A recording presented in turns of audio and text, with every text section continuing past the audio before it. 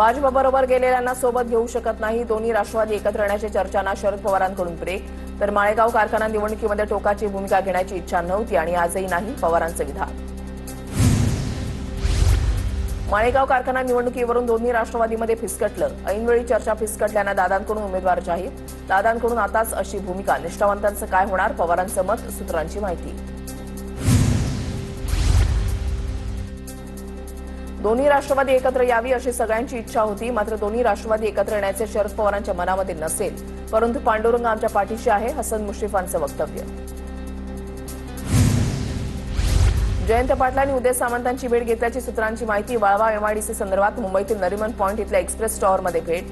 दोघांमध्ये 1.5 तास चर्चा झाल्याची सूत्रांची माहिती.